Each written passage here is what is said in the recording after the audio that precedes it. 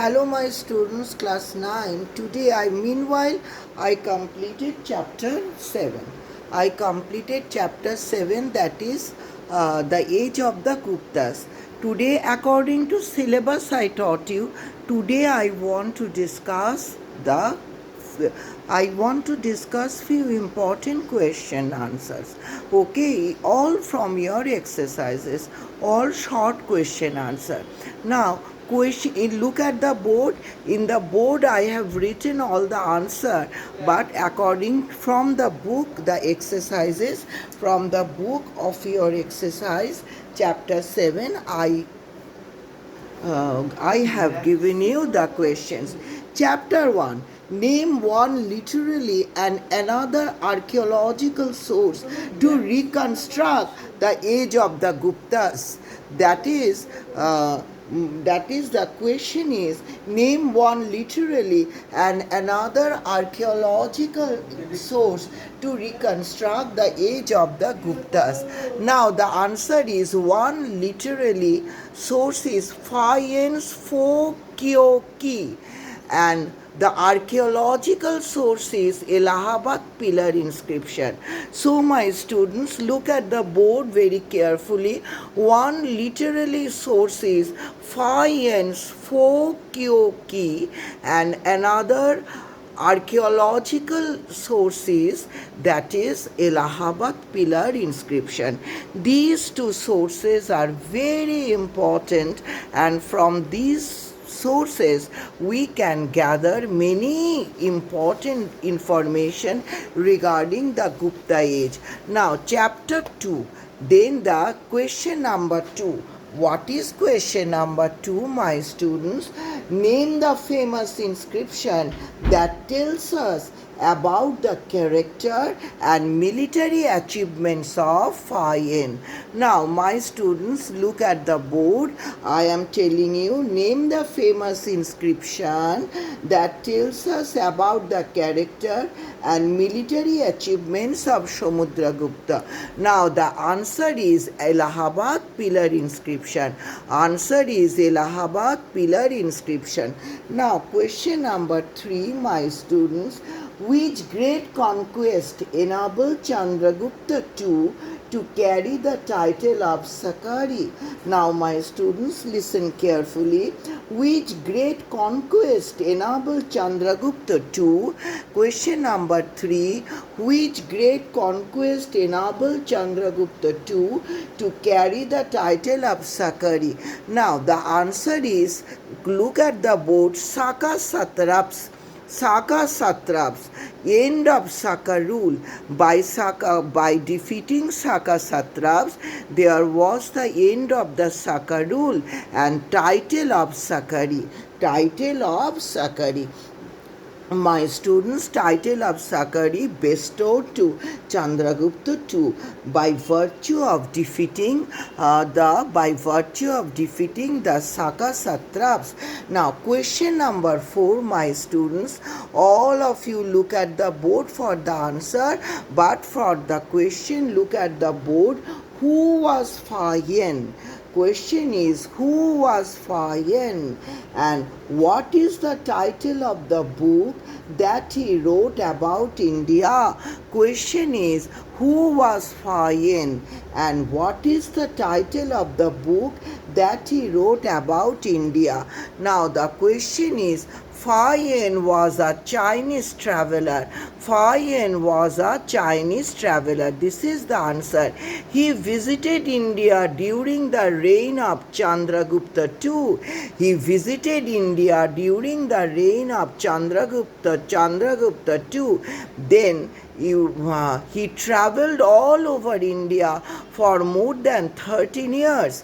Then another important point is, he traveled all over India for more than 13 years, and he wrote a book called Phokyoki. He wrote a book called Phokyoki. The meaning of the book is the Travels of Fayen. The Travels of Fayen. Now, the Travels of Fayen. This is the question number 4's answer. Now, Question number 5. What did Fayen write about the city of Pataliputra? What did Fayen write about the city of Pataliputra? My student, look at the board. Fayen wrote about the city of Pataliputra. There were two great monasteries, one of Hinayan, another of Mahayan. One of the monastery was Hinayan, another was Mahayan. Grandeur of Ashoka's palace.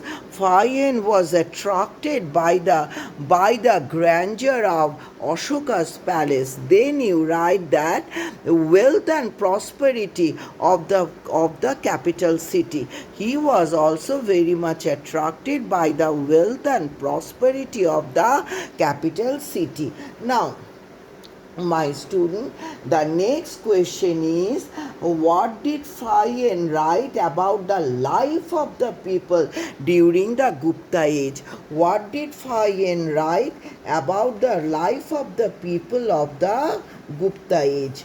Now, my students, you listen carefully what I am telling you. That is, Fayen wrote about the people of Gupta age. That is, he visited India during the time of Chandragupta II, and he said that the people were very peace loving. And people were very honest. The people were very honest also. There were wealth and prosperity at the capital city, and he was terribly impressed. By it. Answer of question number 6. Wealth and prosperity of the capital city impressed him. People were wealthy, peace-loving. People were wealthy and peace-loving. An excellent hospital run by the wealthy people, and for the look after of all the citizens. Law and order in the city. People were honest. There were proper law and order in the city. Now, question number 7. Who was the greatest literary genius of the Gupta period? Literary genius. Question number 7. Answer: Kalidasa. The literary genius of the Gupta period. Who was the literary genius? Kalidasa, the literary genius of the Gupta period. Now, then, my students, next question is that is, name two dramas and two epics written by Kalidasa. That is question number 8, my students. Question number 8, that is, two dramas. Name two dramas of Kalidasa and two epics of Kalidasa. Two dramas of Kalidasa. Malavikagni-mitra. All of my students look and very much careful regarding the spelling. Malavikag, Nimitra, Malavikagni-mitra, and Vikra, Mrvasya, that is Vikramarvishya.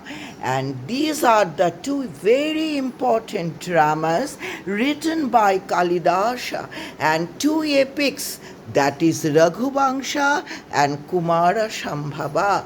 And two epics, Raghuvansha and Kumara Sambhava. Two dramas and two epics of Kalidasa. Now, my students, then question number 9. All of you come to question number 9. Mention the contribution of Aryabhatta in the field of astronomy. Aryabhatta, my student, all of you should know that he was a great astronomer and mathematician. Aryabhatta. Now, all of my students, you look at the board I am telling you regarding Aryabhatta. Now, Aryabhatta, he was a great astronomer and mathematician. He was a great astronomer and mathematician. My students, you look at the book, he wrote two famous works, the Aryabhatya and Shurya Siddhanta. You have to carefully keep in your mind the name of these two books. He was a great astronomer and mathematician. His book Aryabhatya and Shurya Siddhanta. Aryabhatya deals with arithmetic, geometry, algebra, and trigonometry. Aryabhatta worked out the exact value of pi and discovered a formula to find the area of a triangle. Now, in his famous work Shurya Siddhanta, he explains scientifically the causes of the solar and lunar eclipse. Now, in his famous work, one of his famous work was Shurya Siddhanta. There he explains scientifically the causes of the solar and the lunar eclipse. He was the first Indian astronomer to declare that the earth is spherical in shape, and he proved that the earth revolves around the sun and rotates on its own axis. India's first satellite sent into space was named Aryabhatta according to the name of the great astronomer. Now, my students, after that, question number 10. Question number 10. Question number 10 is here. Question number 10 is here. Here is question number, answer of question number 10. What is this question number 10? That is, name the famous astronomer of the Gupta period after whom an Indian satellite was named. The question is, name the Indian famous astronomer of the Gupta period after whom an Indian satellite was named. Answer is Aryabhatta. Answer is Aryabhatta. Now, question number 11. Question number 11. What is this question?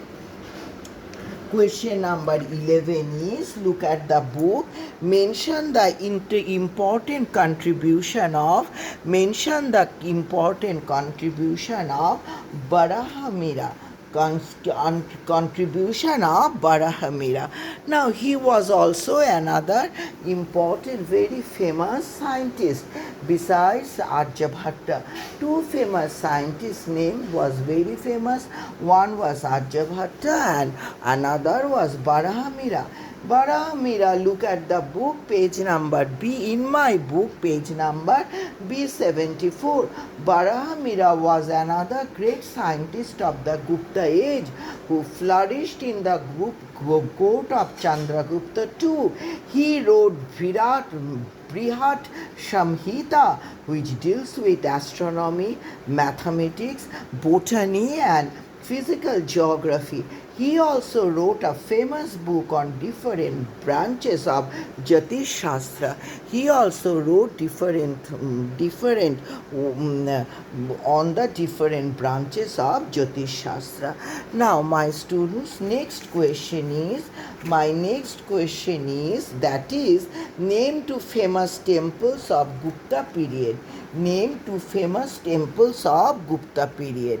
Now, that is question number 12. Name two important temples of the Gupta period.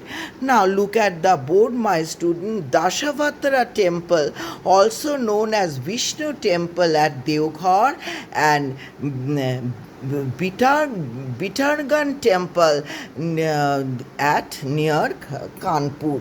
Now, my students, also look at the book. The Dashavatra temple, also known as Vishnu temple at Deoghar, and Deoghar is near Jhansi, and the Vitargan temple near Kanpur are the fine examples of excellence of the Gupta architecture. These two temples are the fine examples of Gupta architecture. Now, my students, next question is Next question is question number 13. Question number 13. Mention two important architectural features of the Dashavatara, that is Vishnu temple at Deoghar. That is question number 13. We have to mention two important architectural features of the Dasavatara, that is the Vishnu temple at Deoghar. My students, look at the book, you will get it. Now, Vishnu temple of Deoghar, that is page number B74. The Vishnu temple at Deoghar was constructed in the 6th century. It was constructed in the 6th century. The temple marked a transition from the early flat roof temples to the latter style of Shikara. So during early time, there was a tradition of the flat roof temples. Now the tendency was, there was a transition of the flat roof temples, that is with a shikara or a tower. Before was a flat roof, now the latter style is shikara. It stands on a wide platform approached by flight of steps on the four sides. The platform is decorated with sculptures. The platform is decorated with sculptures showing scenes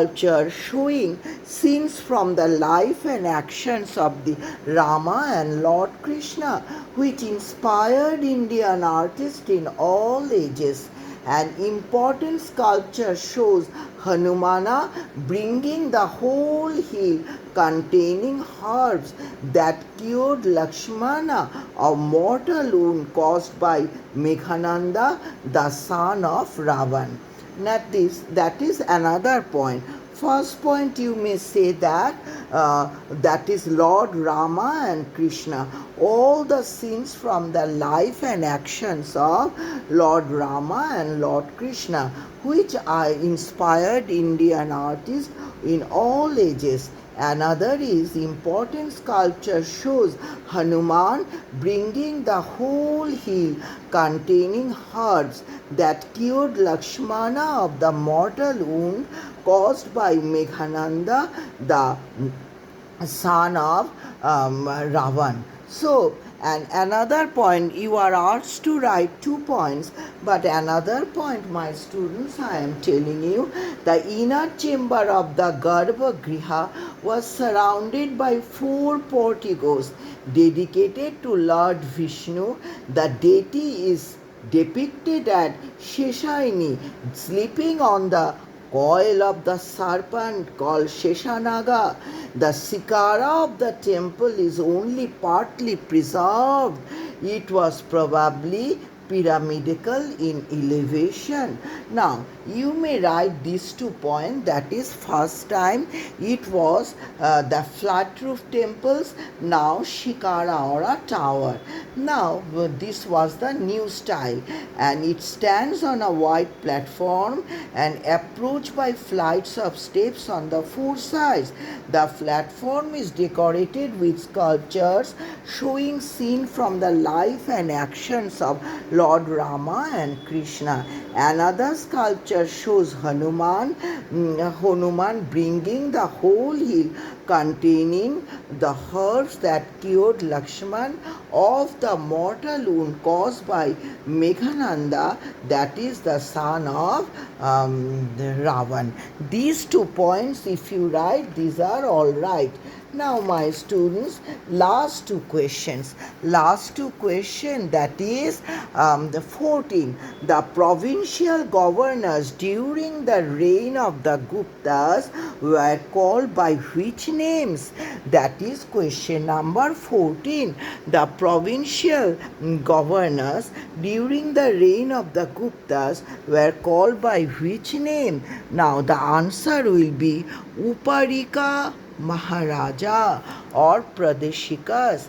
Question number 14 is, my students, Uparika Maharaja or Pradeshikas. And the last question is, the districts, that is the Vishas, were placed under whose charge during the rule of the Guptas? The answer is the last one, Vishapattas or the Ayuktas, Vishapatyas or the Ayuktas. That is the end of this chapter, my students. So I discuss all the important questions, because in your half yearly exam also it will be, the question will be based on multiple choice. So just to the point answer, no question of any broad question answer. So I discuss now all the questions which were basically based on objective or the short questions. Okay, see you in my next class, and then I will start with the new chapter, chapter 8. Okay, wish you all the best.